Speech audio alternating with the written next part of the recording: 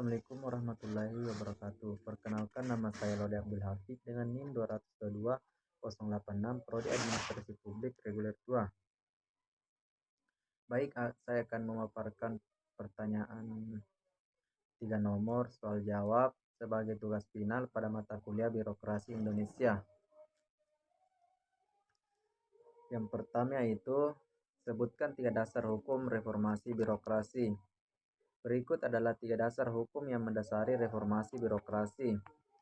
Pertama yaitu Undang-Undang Nomor 5 Tahun 2014 tentang Aparatur Sipil Negara. Undang-undang ini menjadi dasar hukum utama untuk reformasi birokrasi di Indonesia.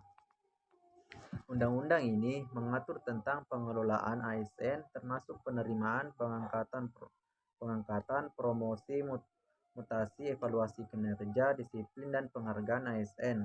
Tujuan dari undang-undang ini adalah untuk meningkatkan kualitas dan efisiensi birokrasi serta meningkatkan pelayanan publik. Kedua yaitu Peraturan Pemerintah Nomor 18 Tahun 2016 tentang Perangkat Daerah. Peraturan ini memberikan dasar hukum bagi perubahan struktur organisasi pemerintah daerah dan pembentukan unit-unit kerja yang efektif dalam rangka reformasi birokrasi. Tujuannya adalah untuk meningkatkan efisiensi, akuntabilitas, dan kualitas pelayanan publik di tingkat daerah. Berikutnya itu Instruksi Presiden Nomor 7 Tahun 2019 tentang Rencana Aksi Reformasi Birokrasi. Instruksi ini dikeluarkan oleh Presiden Indonesia untuk memberikan arah dan pedoman dalam melaksanakan reformasi birokrasi di berbagai instansi pemerintah. Rencana aksi ini mencakup langkah-langkah konkret untuk meningkatkan kualitas birokrasi seperti peningkatan kualitas sumber daya manusia, peningkatan tata kelola, digitalisasi pelayanan publik, pencegahan korupsi, dan peningkatan kualitas regulasi. Nomor 2 yaitu bagaimana implementasi birokrasi di kampus UMSI. Dan berikan contohnya. Dalam suatu institusi rasanya mustahil tanpa birokrasi, bagaimana tidak? Birokrasilah yang mengatur tata aturan dan tata kini bagaimana dan keadaan birokrasi di UMSI. Birokrasi di Universitas Muhammadiyah Senjai atau UMSI setidaknya harus dipilah terlebih dahulu sehingga ketika ada permasalahan yang terjadi fakultas nantinya tidak perlu dibawa-bawa ke universitas.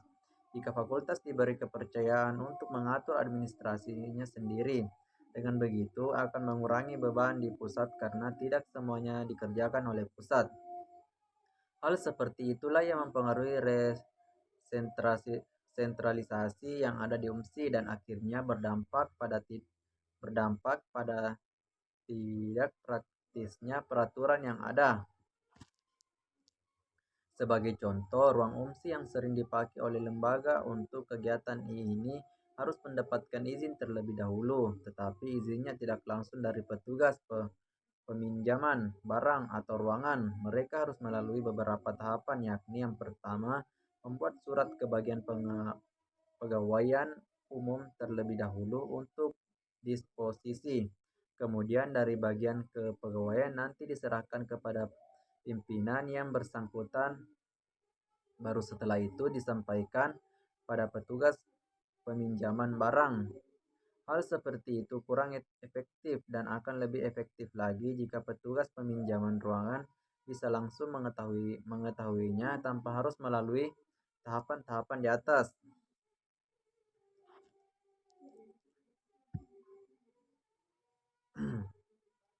Dan juga akan lebih memudahkan untuk teman-teman lembaga karena tidak perlu repot-repot untuk bolak-balik mencari tanda tangan yang belum pasti. Orang yang bersangkutan bisa ditemui. Sangat penting adanya otonomi luas karena dibutuhkan untuk penyelesaian efisiensi birokrasi kampus UMSI seperti dirubahnya pola kerja sentralisasi agar lebih efektif lagi. Untuk ruangan atau audit sebaiknya diberi petugas atau staf yang bisa mengurangi administrasi agar permasalahan seperti di atas cepat teratasi. Dan yang terakhir yaitu yang ketiga yaitu sebagai mahasiswa generasi masa depan, ide apa yang Anda berikan untuk reformasi birokrasi yang lebih baik? Sebagai mahasiswa generasi masa depan, saya ingin memberikan beberapa ide untuk reformasi birokrasi yang lebih baik. Yang pertama yaitu digitalisasi dan peningkatan efisiensi, menerapkan teknologi informasi dan komunikasi yang canggih untuk mengotomat, mengotomas- mengotomatisasi proses birokrasi. Berikutnya, peningkatan transparansi dan akuntabilitas, membangun sistem yang lebih transparan dan akuntabel dalam birokrasi. Yang ketiga, partisipasi masyarakat, melibatkan masyarakat secara aktif dalam proses pembuatan kebijakan dan pengambilan keputusan birokrasi harus membuka ruang untuk partisipasi publik seperti forum diskusi, konsultasi, atau survei opini. Pendapat dan masukan dari masyarakat harus dipertimbangkan dalam proses pengambilan keputusan untuk mencerminkan kepentingan yang lebih luas. Berikutnya itu pelatihan dan pengembangan sumber daya manusia. Menyediakan pelatihan yang baik dan kesempatan mengembangkan bagi pegawai birokrasi ini akan membantu meningkatkan keterampilan dan pengetahuan mereka, sehingga mereka dapat melaksanakan tugas mereka dengan lebih baik.